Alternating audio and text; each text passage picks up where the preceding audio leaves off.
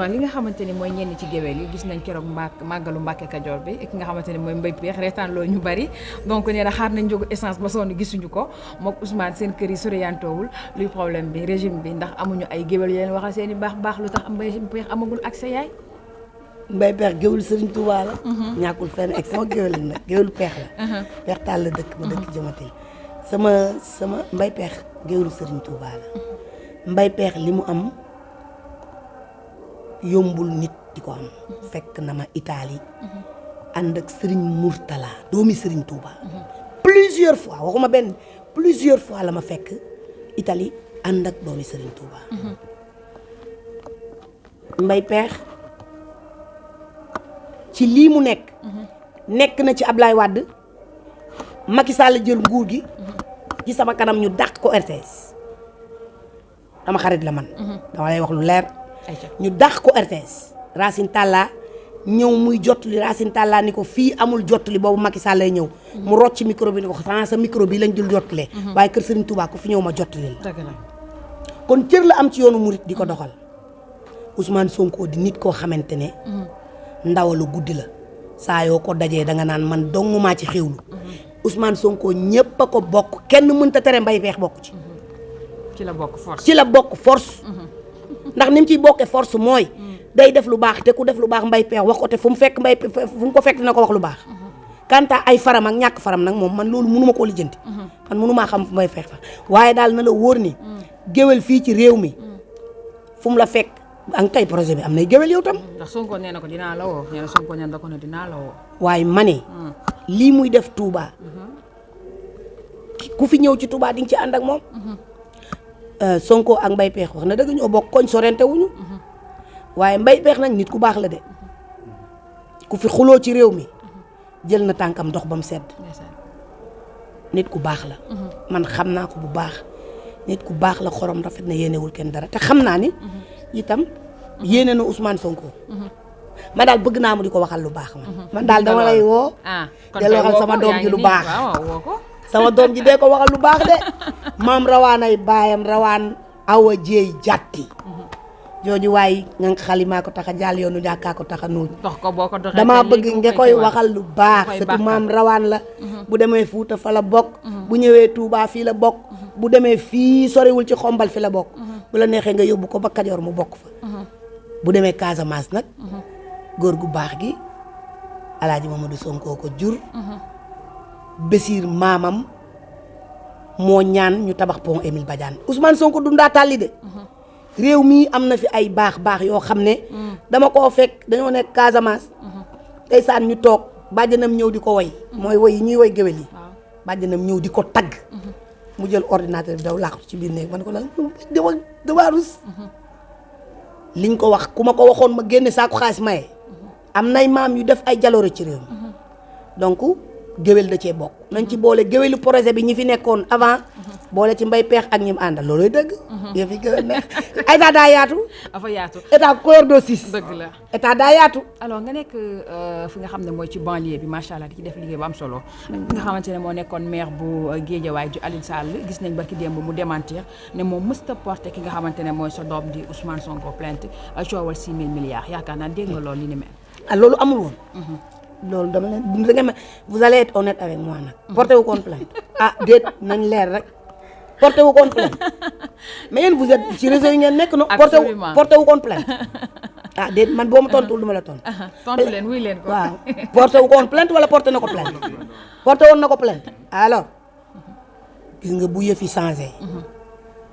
ñëpp mën nañoo àndandoo jubóo Ousmane Sonko. nit ku baax la.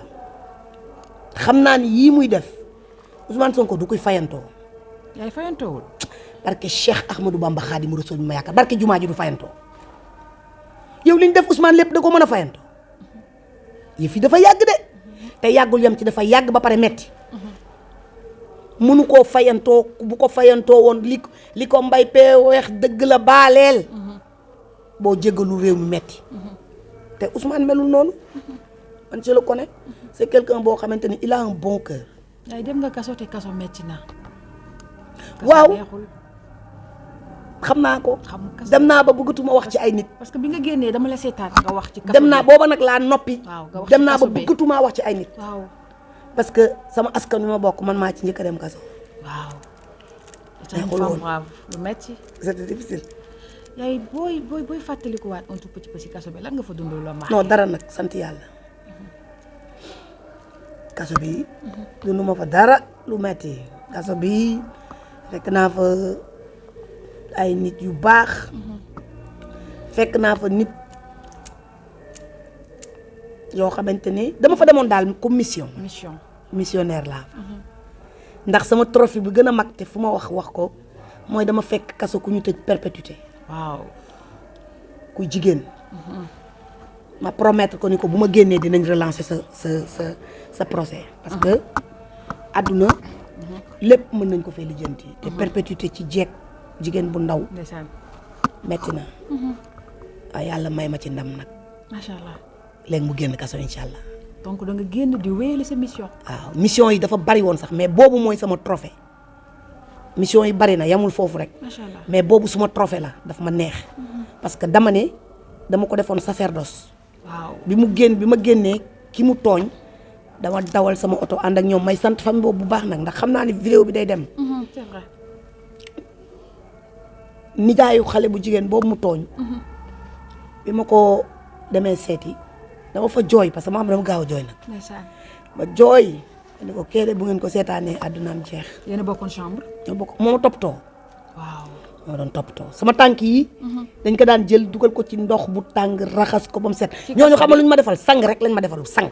yaay sa kaso neex na kon de. waaw dañ ma sangul buñ ma sangoon nag mu baax dañ ma naan wax yaay bàyyi ñu dugg ci douche bombal la ma leen dee doom baale ma bombal saa bopp dee doom baale ma bombal saa bopp dama neexul xam nga waaye sang lañ ma defalul lekk dañ ma ko daan sexal comme kuddu naan ma yaay bul laal moo tax aw ma benn problème may sant nag ñi ma fa bàyyi yëpp muy directrice bi adjoint directrice bi garde yi tout le monde. yaa ngi fay dem ba léegi. waaw boo fay dem mais sama yaram day daw.